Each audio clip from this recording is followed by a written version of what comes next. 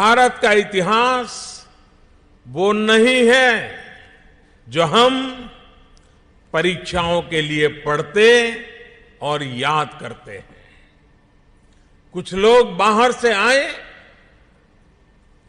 पिता बेटे की हत्या करता रहा, भाई भाई को मारता रहा, सिंहासन के लिए संघर्ष होता रहा।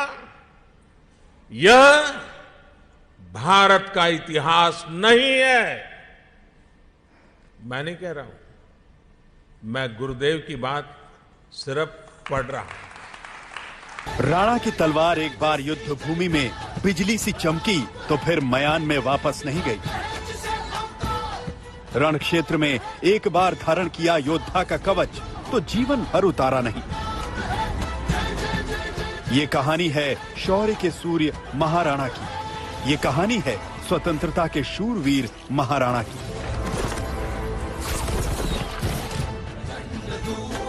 मेवाड़ के महाराणा का शौर्य अद्भुत था। उनकी शक्ति और संकल्प अकल्पनीय था।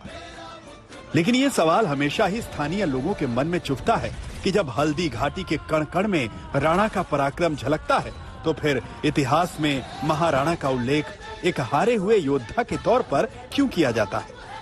इतिहास में क्यों ये दर्ज है कि महाराणा मुगलों से लड़े तो जरूर लेकिन जीते नहीं, आत्मसमर्पण तो नहीं किया लेकिन शासन भी नहीं कर पाए? क्या ये इतिहास सही है या इसमें तथ्यात्मक गलतियां हैं? इस समय ये देश का ट्रेंडिंग सवाल है।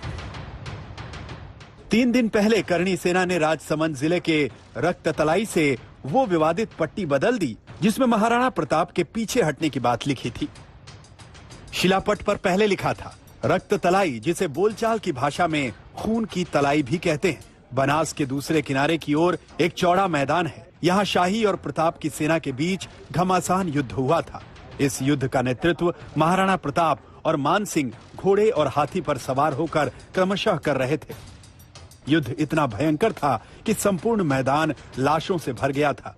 ऐसी स्थिति में संयोगवश प्रताप की सेना को पीछे हटना पड़ा और युद्ध 21 जून 1576 को समाप्त हो गया। करणी सेना ने इस विवादित शिलापट्टी की आखिरी लाइन बदल दी और लिखा, युद्ध इतना भयंकर था कि संपूर्ण मैदान लाशों से भर गया था। ऐसी स्थिति में मुगलों की सेना को पीछे हटना पड़ा और युद्ध 21 जून 1576 को समाप्त हो गया।